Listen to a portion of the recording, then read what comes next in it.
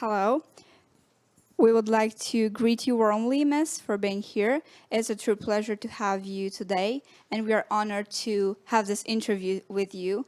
We have to remind that the interview will last approximately 55 minutes. Thank you very much. It's a pleasure to be here, and thank you for having me.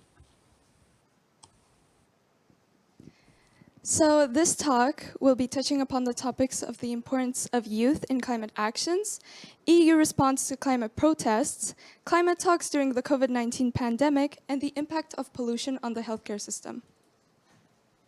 Welcome to the fifth block and last of the FEU conference with the name European Climate and Environmental Policy. This interview will be moderated by Gabi Arumskaite, my colleague, and myself, Miruna Maria Mane. So climate change and environmental degradation are a major threat to Europe and the world. To overcome these challenges, the European Green Deal will ensure the transition of Europe into a greener, more modern, and more resource-efficient unity. Therefore, we would like to begin by asking you to briefly tell us about the importance of the Green Deal and how it affects us. Thank you so much for bringing up this topic because I think climate not only is very popular now, but I think it's the most important challenge that we have to tackle. And you probably know the words of the UN Secretary General, Antonio Guterres, who actually said that climate change is the biggest challenge of our time. So that's just to start off this interview and just start off this discussion. But referring to your question, I think that the importance of European Green Deal, first of all, is the fact that Europe will become the first climate neutral continent by 2050. And why it's so important is not only about trend setting, and it's not only about being the first among many among all the continents, but it's about showing the world that it's possible. It's about showing ambitious plans. And it's also about showing that we want third countries, so countries who are not members of the European Union, so countries like Russia, like China, like the US, who we cooperate closely with, just to make sure that they will obey the rules that we have in the EU as well. How is it possible? If we have the European Green Deal, if we have certain targets, and if we want to, for example, continue trade or continue any other, let's say, cooperation that we have with other countries, we actually will have to make sure that climate negotiations are part of them. So we cannot actually bring very polluting elements to our community. We cannot focus on a certain parts of trade if we don't obey green solutions. But again, referring to your questions, because I again just somehow prolonged my thought. I think that in case of the European Green Deal, another very important aspect is the fact that it's affecting so many citizens, and it's affecting so many people, not only in case of the European Union, but also, as I said, our partners. But referring to ourselves, like you, like the panelists, like people who are watching this conference, if we would like to actually learn what the European Green Deal means to us, we have to think about our whole world and our whole life, because the European Green Deal not only focuses on climate and of course on certain targets like being climate neutral by having the reduction goal of 55%, but it's about, for example, innovation. It's about making new green jobs. It's about showing the world that we can transform our transport system. It's about changes in our, for example, food production and also food consumption. But it's also about changing lifestyles. So if we think about the European Union as something happening in Brussels, we are wrong, and we are very, very wrong, if I can say that, because the European Union actually affects us directly. And I think that if we are thinking about the European Green Deal, also it cannot be succeeded, and it cannot be achieved if citizens won't be a part of it. So we cannot just think that the European Green Deal is something very abstract and that's all. But the European Green Deal is actually starting with us, with the citizens. And I've seen that you also put the name, the ambassador of the European Climate Pact. That's actually very important because there are, I think, 100 ambassadors now among all the member states of the EU who became the ambassadors. So the goal is to actually promote the European Climate Pact, which is the initiative to promote the European Green Deal on this grassroots level. So if we are thinking about great policies, so fishing, transport, production of food, as I said, it's something happening on legislation level, so on this very high policy level. But if we think about changing the mindset, changing the lifestyle, we should actually think about activists, we should think about mayors, we should think about scientists, and all of them are actually ambassadors, because we cannot promote the European Green Deal by the politicians, because very often we have no confidence in them. But if we promote them by activists who actually meet with people on such conferences, or you just meet them somewhere in the city, or you just meet them anywhere, you have more confidence in them, and you think that, okay, if this person to change their lifestyle, maybe I'm able to do it as well. Yeah, thank you for your response. And also, I would like to mention, because you also said something about the 55% reduction. Why was it changed from the initial 40% reduction to the 55%, and why is it so necessary, and why is it important? As you said, this 30 and then 40 and 42% reduction goal was actually set in the 90s, and it was referring to the 90s level. And the important fact is that, first of all, the science has improved, and we have certain goals, certain data that the climate change is actually caused by humans, and it's taking place at the fastest pace that we could have ever imagined, or even faster than we could have imagined. And if we have set the goal of 30% or 40%, and thinking that it will solve our problems, it will not. And 55% reduction goal now is, of course, very ambitious, but there are some communities that say that it's still not enough, not ambitious enough, and just making sure that we have to remember that if we are thinking about reduction, again, is not something only on paper, but we have to achieve that. So on this part that is too ambitious or is very ambitious, we have to think about it from the policy level, from legislation level. It cannot be too ambitious because it won't be achieved. So what is the point of having something ambitious that won't be achieved anyway? But on the other hand, if we have some goals that are not ambitious at all, what's the point of having them if we actually if we can achieve them, but there is no point of achieving them, because in 20, 30, 50 years, our kids won't have the planet to live on, our kids or grandchildren won't actually have a place to live.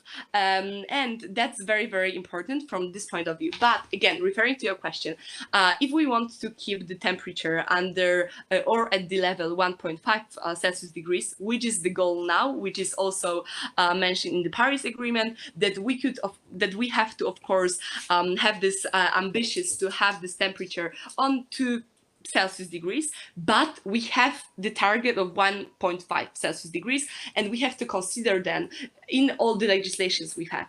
So in case of 55% reduction goal, this is the only solution that we can implement to actually achieve and remain with this 1.5, because as IPCC's or Intergovernmental Panel on Climate said, I think yesterday or 2 days ago, that we are in this point that we have to choose if we will go to 1.5 degrees or we'll go beyond. And if we will go beyond that, our future is uncertain. So that's why 55% reduction goal is so important. But we also have to remember that we have to keep it. So we cannot say, oh, it's so ambitious and that's all. We have to remember that if politicians set this goal, we have to keep them accountable, and we have to actually do everything we can, also transfer and just change our, for example, system of energy production. We have to change the transformation that we are having, so energy transformation, because we have to achieve this ambitious goal. Thank you for your answer. Since the pandemic is currently a priority for many member states, it is crucial to ask, why is it important to keep climate talks active while dealing with the COVID-19 crisis? First of all, because COVID-19 didn't stop climate change. So when the whole world started talking about the pandemic, and we all focused on the pandemic because it's a direct threat to our safety, and that's kind of obvious that we started to think about it, and we started to actually consider that in every decision we took from March 2020 till now. I think everybody that just focused on their health in regards to COVID-19. We didn't really think that climate change is still a threat to our humanity. We haven't really thinking about it. We didn't think about it in the long term. But I think what the COVID-19 has shown very clearly, that we as humans are directly connected with Earth, with nature. And if something happens in the sphere of nature, it affects us directly. So we have to think about it in the first place. But on the second hand, when we think about COVID-19 and climate talks, we have to, for example, think about COP26 that should have taken place in Glasgow last year in November 2020. But because of COVID-19, negotiations have been stopped. And why it's so important to consider while talking about COVID-19? Because if we haven't held this conference in the UK, and if we haven't discussed the most crucial challenge, as I said in the beginning of this interview, then actually we think that the problem doesn't exist. And if we give such sign to the public, to the society, which I again mentioned a few times already, and if we show the people that just the COVID-19 is the only problem that we have to tackle now, then the world will actually think that, okay, that's the only problem and that's all, and we don't have to think about climate change anymore because we have bigger problems. And of course, COVID-19 has been the biggest challenge that we could have imagined in the short term, and of course in the long term as well, in case of our mental health, in case of economy, and a lot of other sectors that we can think of. But in case of a long term, let's say, realization of this situation, we have to remember that climate change hasn't stopped, and we have stopped the talks, which mean that we actually stop thinking about solutions. And if we stop thinking about solutions, again, in 20-30 years, we won't have the opportunity to change that, because in 2020 we didn't have the conference, and that's why this year conference in Glasgow, so COP26, that will actually take place in November this year, so it has been postponed, will be so important, because it's now being compared to Paris Agreement and COP21 that took place in Paris. But I think it's even more important because, of course, Paris Agreement have set certain targets. People say again that it's not ambitious enough, but in case of COP26 and Glasgow, it's the fact that it's a breaking point. And if we don't use it as an opportunity, and if we don't use it as a moment to change not only mindset, but also the lifestyle of politicians. So just flying over to any conference and just not thinking that, oh, maybe I can actually take this conference online and maybe I can participate it remotely, just flying to Brussels or flying to any other country. I think that's also very important to think. So while we are talking about climate change and COVID-19, first, as I mentioned, it's the security and health. The second point is the importance and significance of the talks that will take place in November.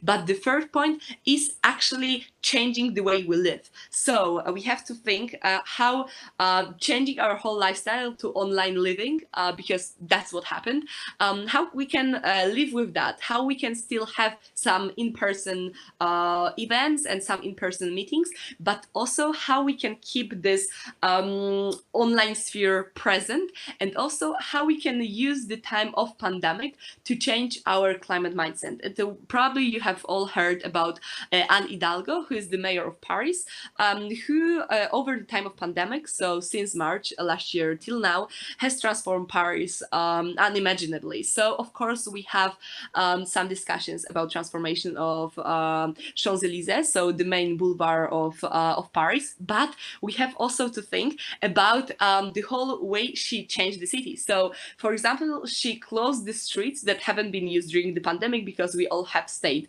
at home. So she closed some of the parts of the city and said that okay, now it's a bike only area, and she haven't changed it after we actually left our homes and we changed our lifestyle again, and we wanted to go to the city, because she said that citizens adapted so well to the new reality that she wanted to keep that, and Paris is actually a new Amsterdam, and Paris as a new the Netherlands, and we see that bicycles are on the streets, that we can change the city. We also seen it in Warsaw when Plac Zbawiciela, so one of the squares in Warsaw, has been also somehow transformed, and some of these spaces that have been dedicated to cars have been dedicated to people, and that's the first step. But I think what we have to do now, hopefully when the pandemic is ending and we are in this moment now, we have to still use it as an opportunity,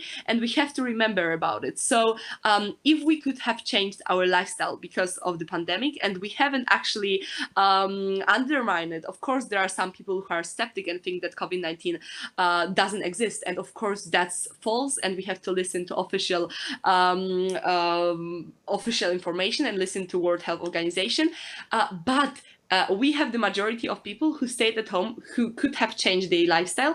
And if we can have the same communication about climate change, we can actually change our lifestyle as well. We can go vegan, we can become more climate, maybe not neutral because it's very hard and it's very difficult, but we can change our lifestyle to make sure that we are eco-friendly, that we are not harming our planet.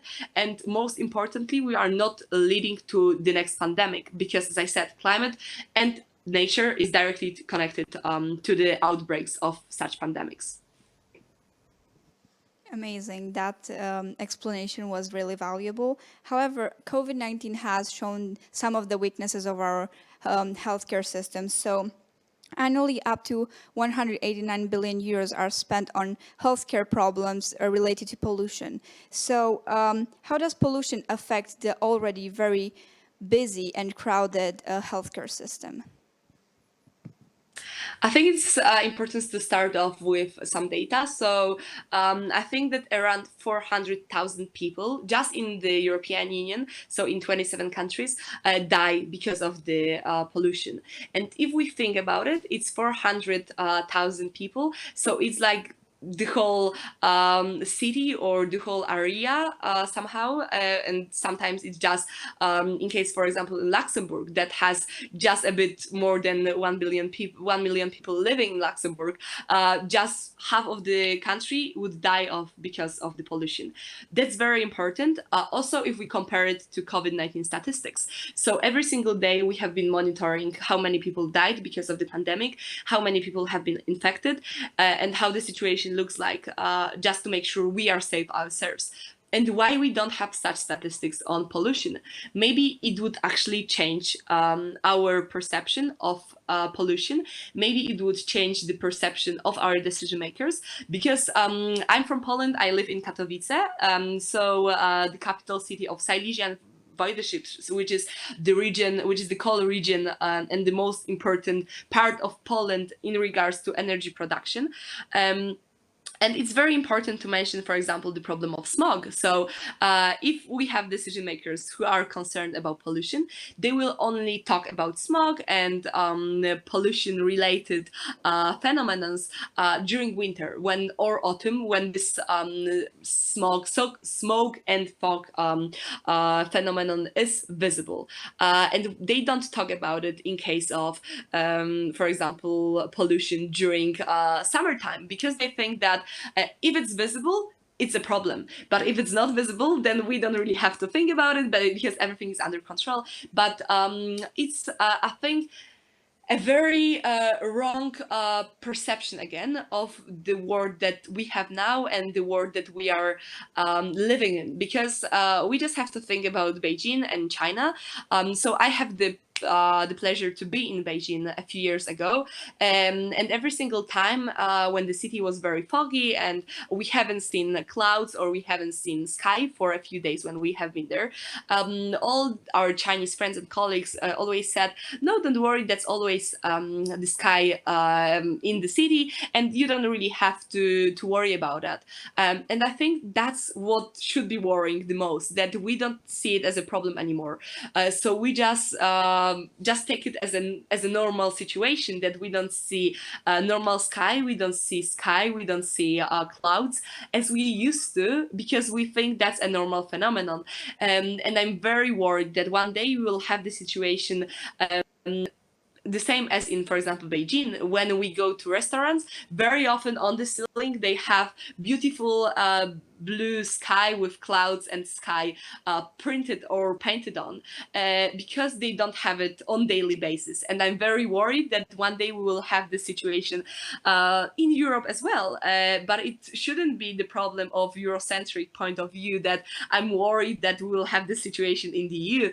I'm worried that people have to live with that on daily basis in China and in many, many other countries, because we think that climate change is the problem once it hits us.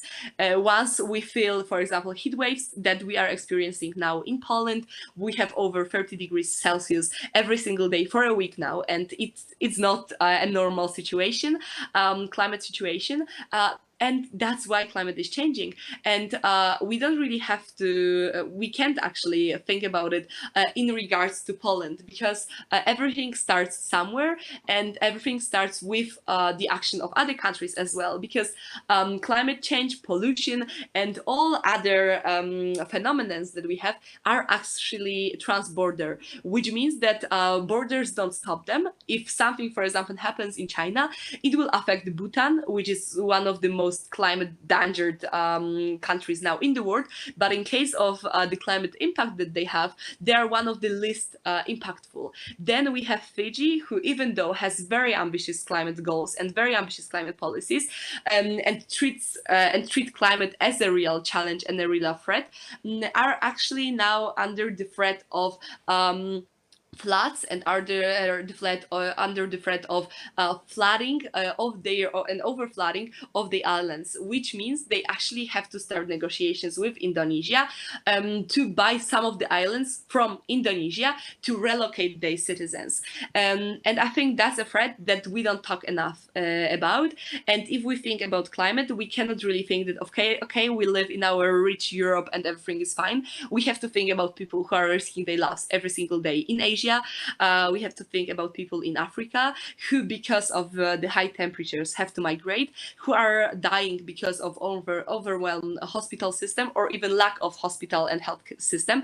Because of course, COVID-19 has shown that we have the overwhelmed system in Europe, but it has also shown that some of parts of the world don't have this system at all. And that's also the problem in case of healthcare, but in case of climate change, how we can start adaptation processes, because maybe it's already too late for mitigation. So changing something in terms of climate, because we have this mitigation and adaptation system.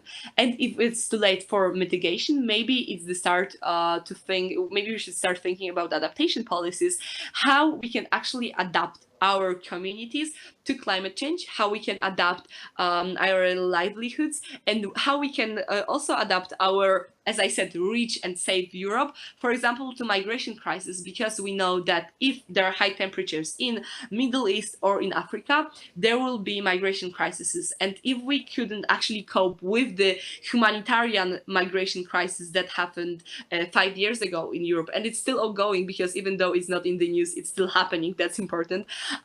So if we cannot cope with this problem, and we cannot help people who are drowning in the Mediterranean Sea, how we can cope with the global problem, which will be the climate migration.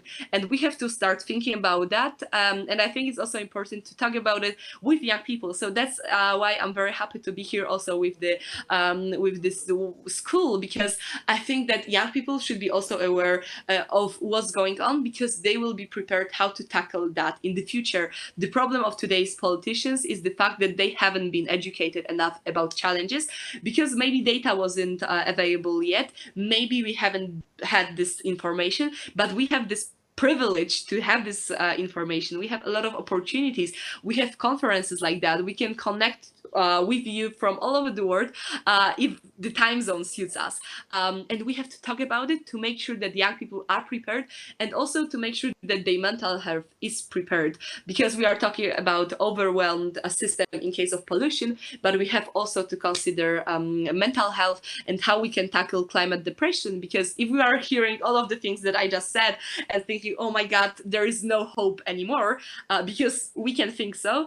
No, there is, because we can change it and we can find solutions, and that's why we have to move as soon as possible. So it has been a very, very long answer, somehow connected to pollution, but I think it's also important to raise awareness on other issues.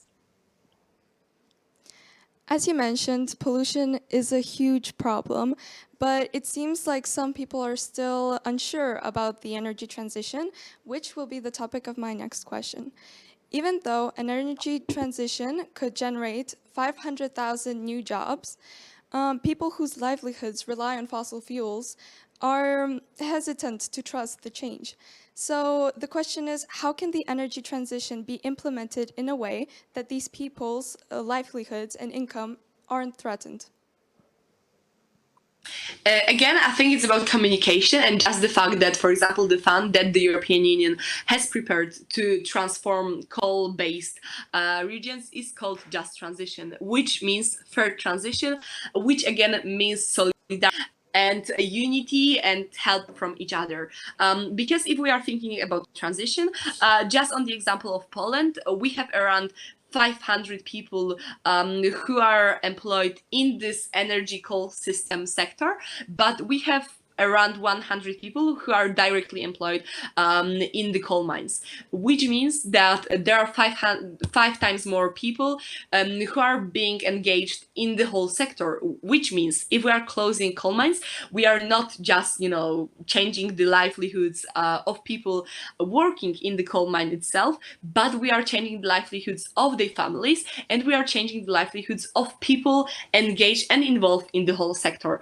And again, as I said, I'm from Katowice, from the coal region, and I know how it's affecting a lot of families. Almost every family has a person, a family member who actually works in this coal sector. That's why it's also a personal question to me, how we can conduct just transition to make sure that no family is harmed and no family is actually in this worst position when we think about transformation.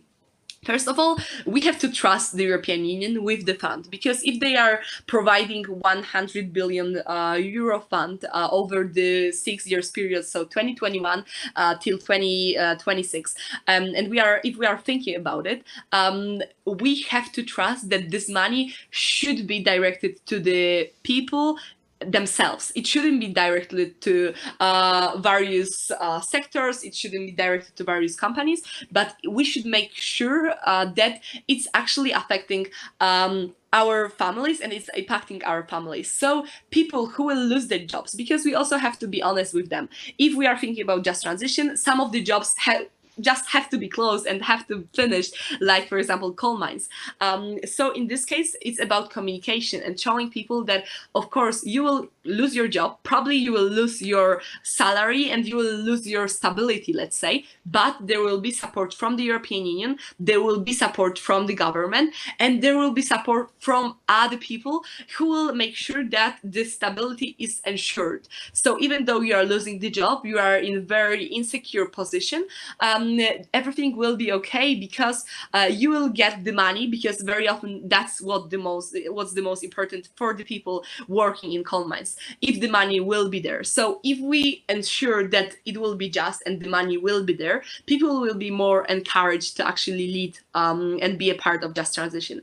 Another aspect that I would like to focus on is the fact that if we are thinking about just transition, we also have to think about planning, because we cannot actually conduct just transition like that and just thinking that everything is fine and we have just transition, we transform from coal, for example, to nuclear energy or to renewable energy sources. It's not that easy. We have to plan that, and we have to also include various sectors. And if I think about it, I think about intersectional cooperation. I think about intergenerational cooperation, because we cannot just let politicians to decide. We have to include people who are involved in this energy sectors themselves to be a part of these negotiations. But we also have to include young people in the negotiations, because it will be them who will live in the world that decision makers are creating today. So if the decision makers, even with the civil society and coal miners, will decide something, we as young people have to be there as well to make sure if this decision suit our future, if they will impact positively our future, and if everything will be as we imagine, and the stability is ensured not only now for this coal mines sector, but also for our future. And the last aspect that I would like to mention is the fact that there are so many young people who are still studying coal connected courses or coal directed degrees. So for example, just in Europe there are around 10,000 young people who are still in this education based on coal. So they are studying how to be coal miners, how to be coal engineers, and we are again not communicating well enough that in 5-10 years time they will lose their jobs and they will not have the stability they are dreaming about now, because coal mine era is over and it will be over soon. So we cannot really, give them this high hopes that everything will be fine, because these are just false hopes. And if we are thinking about like changing the lifestyle, thinking about just transition, we also have to close these degrees, close these courses at the universities, and also educate young people at high school or even earlier that there is not only, for example, law or medicine if we are thinking about our degrees and our future, because very often young people think, okay, I have to be a doctor or I have to be a lawyer because there is no other way to live and have a lot of money. We have to show young people that energy sector, as you said, can generate so many new workplaces. It can generate so many various jobs that we don't even have the idea about now, because when we think about energy transition, there's so many also undiscovered paths that we can take. So why we don't educate young people about innovation, why we don't educate them about also choosing your own path. And I would say it also very broadly, because it's not only about energy transition, but it's also about choosing something else. So for example, I just studying international relations, but I'm involved in climate sector. So you can see that even though I've chosen something connected with diplomacy or with politics, I still focus on climate. So there is no, this border that you cannot cross now. So also you can be that is fighting, for example, for climate justice. And we have seen that the Dutch government has lost the suit that they have been the process that they have been sued in, because some activists have sued the Dutch government that they are not doing enough in regards to climate crisis. And of course, the activists have won. The same situation is now happening in Poland. The group of lawyers with the activists have sued the Polish government that they are not doing enough and they don't have ambitious goals to actually treat climate crisis as a crisis. So we can see that there are so many various sectors that we can think about, and we have to educate young people about it. Because what I'm afraid of is that young people don't have options to choose from. Because if they are lucky enough to be at such conferences, if they are lucky enough to be educated from other sources, they have internet connection, they have access to some libraries, they have access to some data, they know that climate change is a crisis. But what happens to people from remote areas, people from places like very often rural areas, who are still at the lower level of development? And that's a problem then, because they don't have these opportunities that we have as young people being here now, because we are also privileged. And that's what we have to also realize, that if we are lucky enough to have this information, our main goal should be to actually communicate and educate other people about it, and make sure that we raise awareness on various issues. Yeah, thank you, Miss. I would like to ask, because you mentioned many times about the importance of youth. Why do you think the youth is so much more interested in the topic, rather surprisingly more than the older generation, and why is it so important for it to be? I think most importantly, that's because we have access to information, as I said. Our parents or grandparents had to go to libraries and just search through some information in books. But now we just have to use some searching engines, and that's all. And we have the access to information just in a few seconds. We know what's happening in Myanmar, in China, in Russia, in case of energy sector. We know what's happening in Biden administration and what Bolsonaro is doing with rainforest. And with having all of this information, we are more aware how we can act. We are more aware what we can do, but we are also in danger of fake news and fake information and false communication, because that's I think a great challenge as well. How to educate young people, how to choose what is right information and what's wrong information and what is false and what is correct. And of course, again, COVID-19 crisis have shown it very clearly that there are so many information, and who should we trust? Who should we actually have the confidence in? And as I said, I'm in favor of like having this official information like WHO, like having your governments tell you what's happening, not having some fake scientists tell you what's happening with COVID-19. And that's what work also with the climate crisis. So if young people would like to, for example, look for information, I strongly suggest, for example, website of UNFCCC, so United Nations Framework Convention on Climate Change, so the body that organizes COP26 or any other climate talks that I've mentioned. Also IPCC that I've mentioned, so Intergovernmental Panel on Climate Change, so the group of scientists that have data and very official data on climate change. Also using the information of NASA that have information over years, who actually know how our globe, our Earth has been changing over the years. So also having this official information and making sure that we know how to use them. And I think that young people are so smart and they know what's the threat now. So if they are having all this information, they've seen Fridays for Future, they've seen Greta Thunberg protesting, they know that they have to take action. And I think that's why we are so much active, and we are more active than previous generations. But I think that's also the responsibility that we have. We should actually educate our parents and grandparents and politicians about climate change, because they didn't have access to this information, and probability that they will have access to this information now is very low as well, because where they should look for the information, if they are working, if they are having taking care of our homes, if they are taking care of, I don't know, if they are politicians taking care of some official information and decisions, then it's our responsibility to actually tell them, okay guys, listen, climate change is real, I have this data here, and maybe you should educate yourself about it. And that's very, very important, that we have to give them this official information.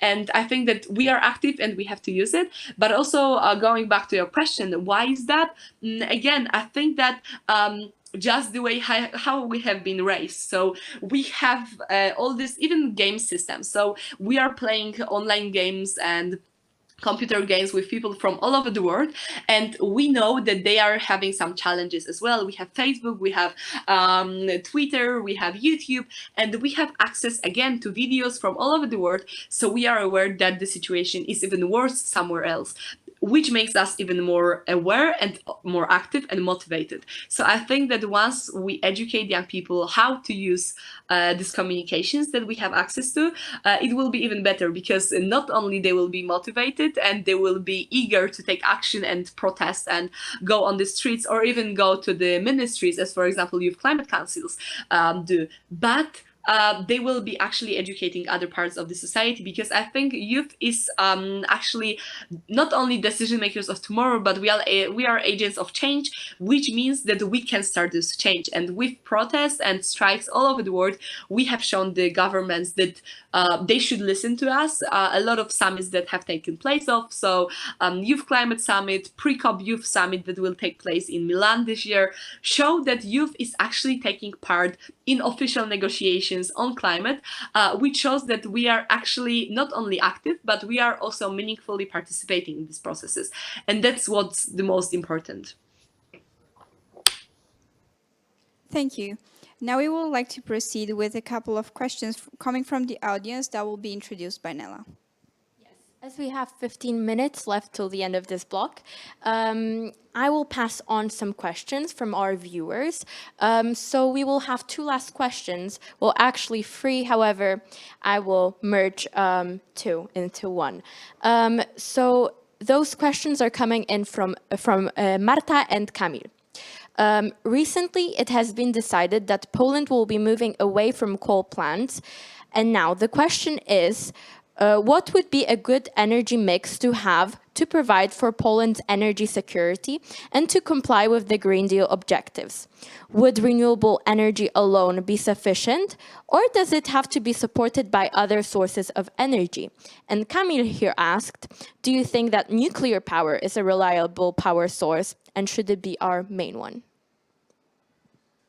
Thank you very much. And that's actually, I think, a very important question in regards to the future, because we say that youth are the experts, and that's true, because young people are also involved in energy sector, and they are thinking about the paths that we should take also in case of transformation.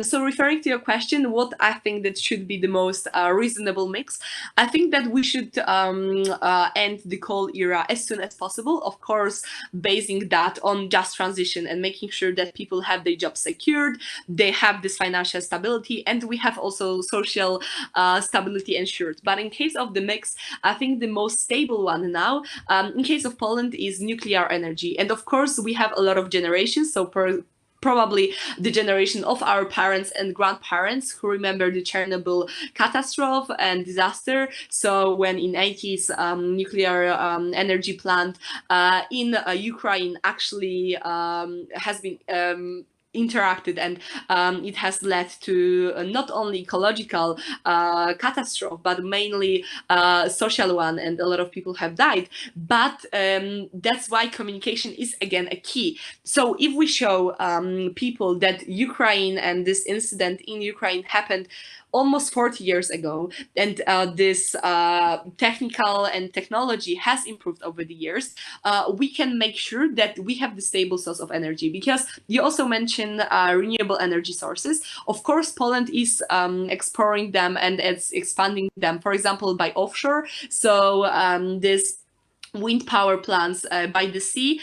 We are also having solar energy, but in case of Poland, there is not enough, as data shows.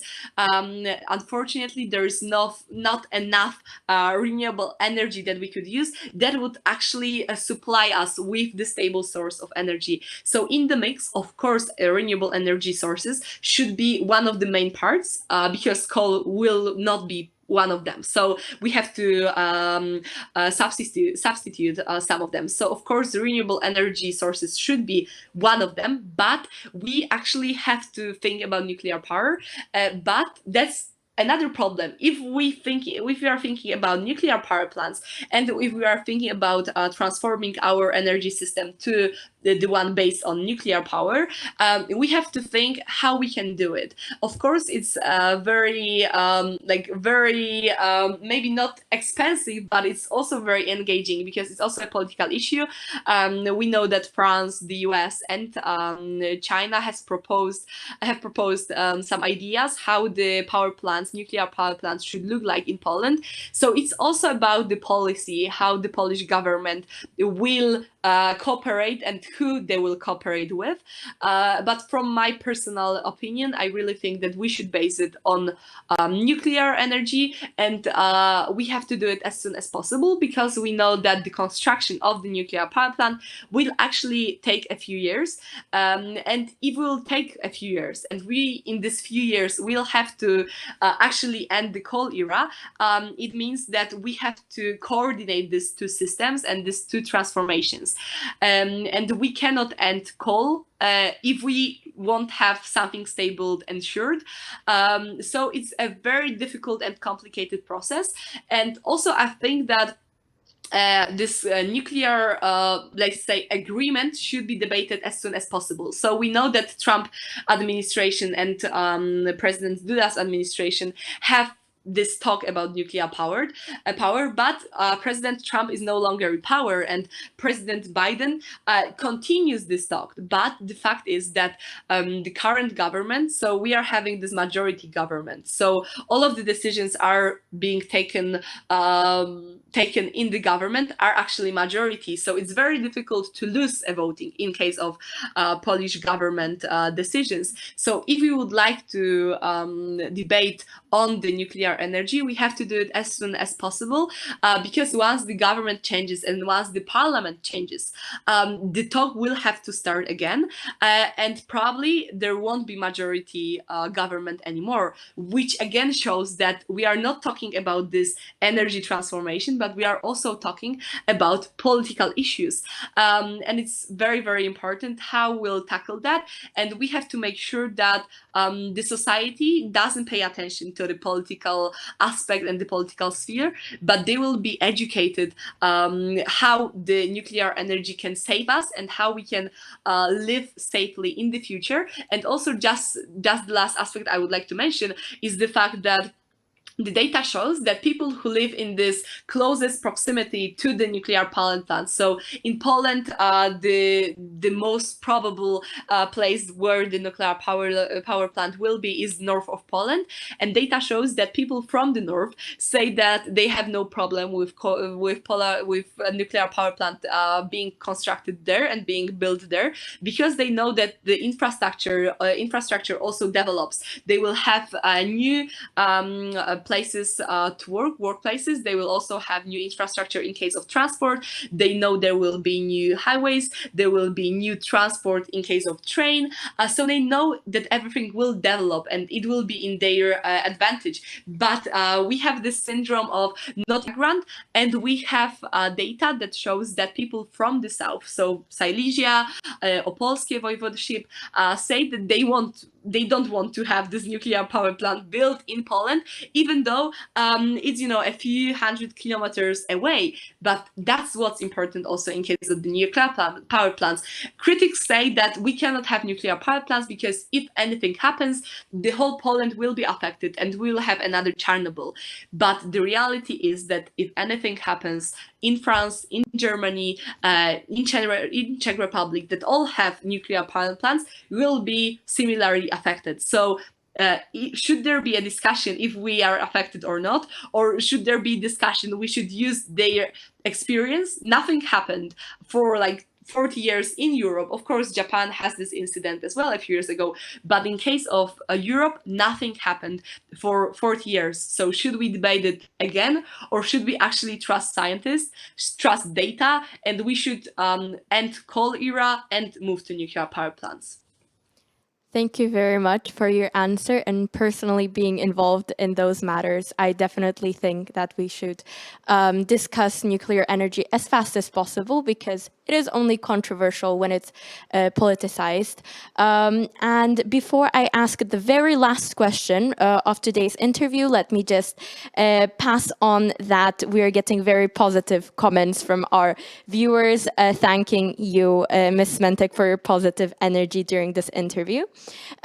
So now the very last question, and I think it will make a good final remark for our viewers today, as they will be debating a very similar topic during tomorrow's debates. So the question is from Mara, as I know, watching us from Romania. Considering the discrepancy between the environmental progress of the countries in the EU, should all member states be subjected to the same targets regarding the Zero Pollution Action Plan? Thank you very much for this question. I fully agree with it. I think that we should be all under the pollution. We should all have the same targets regarding the pollution. And what's very important also to reconsider is actually this European this emission trade system. So for a few months and years, we have this ETC system in Europe, which works that we can actually sell our emissions to other countries. So if we know that, for example, one of the countries is polluting less, we can sell our huge amounts of CO2 to other countries and make sure that it's neutral. I agree with the system, but I think it's still a problem, and I think that just the fact that countries are being treated differently. So, for example, in case of Poland, when the climate neutrality by 2050 has been debated, Poland has got this, let's say, a loan that they can actually join this agreement a few years later, because we are on a different path than other countries because of communism and because of political changes that have been taking place in Poland in 70s and 80s and in early 90s as well. And of course, that's true. We are in a different path, but it shouldn't make any impact on the fact that we are less ambitious. If we are in a different situation, we should also adapt different means. So also referring to your question, in case of pollution, we should all have the same targets in case of pollution, Common Pollution Act, but we also have to think about the size of the country. So if we are thinking, for example, about Belgium or the whole Benelux area, so Belgium, the Netherlands, and Luxembourg, of course, they are way smaller than, for example, Germany or Poland or France, and they are polluting less. But again, it's about targets, and it's about reducing your own ambition and your own emissions. So if we know that Poland is emitting a certain amount of CO2 every single day, we should actually refer this ambitious reduction goals to Poland. So we know that if it's the case in case of Germany, of Luxembourg, it should be again in reference to their targets. But what's also important in case of emissions and this whole system and pollution, because it's all interconnected, is the fact that if Europe will have this ambitious pollution goals that we also discussed earlier during this interview, then other countries will have to follow our example. I've mentioned Russia a few months ago, not by mistake, because if Europe will be actually climate neutral and it will keep its reduction in case of pollution and emission goals by 50-50, by 55% by 2050, it means that Russia will actually become climate neutral by 2100, which sounds like a very weird year, but it's a year that will occur in 79 years, and it won't be caused by the ambitious goals by Russia, because they don't have them, and their actually energy policy plan is using the climate change and just showing that once the Arctic will melt, they will exploit all in the north of Russia, because they will have access to it. But now they don't, because this ice cover unfortunately enables them to do so. But the question is not about that. It means that if Russia still keeps this not ambitious goals that they have now, and Europe at the same time have these ambitious goals, it means that Russia, by trading with us and by cooperating in case of trade, in case of economy, and in case of policy, they will not willingly actually comply with our reduction goals. So if we are thinking about this pollution act, if we are thinking about reduction, and if we are thinking about the European Green Deal and European Climate Pact, we have to think about also other countries. So we are not doing that only for Europe, but we are doing that for the whole world and for the whole planet. And we are not doing this for you and for me or for anyone. We are doing this for our kids or grandchildren or people who will come as the next generation. Thank you very much for all the information shared. And on that note, we would like to conclude today's panel. We thank the audience for submitting questions and watching this interview. And thank you very much for your participation, Miss. We hope you enjoyed. Thank you very much. It's been a pleasure. Oh, sorry. Thank you. We hope you enjoyed the experience as much as we did.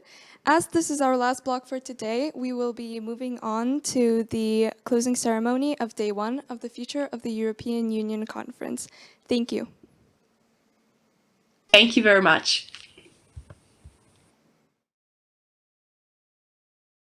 The European Union conference under the patronage of the European Parliament has unfortunately come to an end. Today, we have learned about the European Union's rights and values with Ms. Alexandra Polak and Professor Markowski. We have talked about the European Union in the world with Mr. Piotr Kraśko. We have then discussed the European economy with the member of the European Parliament, Janusz Lewandowski. Then we moved on to Home Affairs, Democracy and Law block with Professor Marcin Matczak. And now we have just concluded our panel on the European Union's climate and environmental policies with Ms. Katarzyna Smętek. We would like to thank a lot, we would like to express our great gratitude to all of the guests who visited us today, as well as to our moderators who have done an exceptional job and absolutely exceeded my expectations as the president of the conference. I would then like to especially thank Magdalena Czubkowska and Rebeka Bolinska for helping me actually make this day happen. So our logistics and social media manager, Magdalena Czubkowska, and our human resources and participant services manager, Rebeka Bolinska. I would not be able to do this whole thing without you.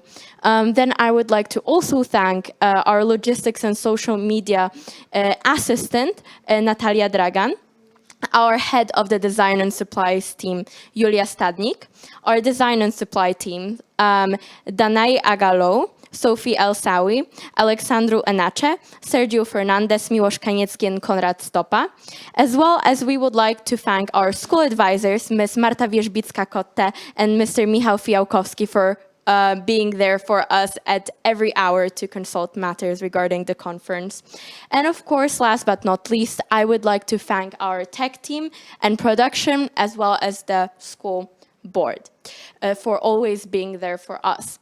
So to the participants who have registered for the second day of the FEU conference, I would like to invite you to this streaming link again tomorrow at 9 a.m. The message will be waiting there for you. And we will spend the day until 1 p.m. Discussing the following topics. Should each member state be obliged to annually fulfill strict targets towards the Zero Pollution Action Plan? That's group 1. Should the EU strengthen trade ties with the People's Republic of China? If yes, under what conditions? That's group 2.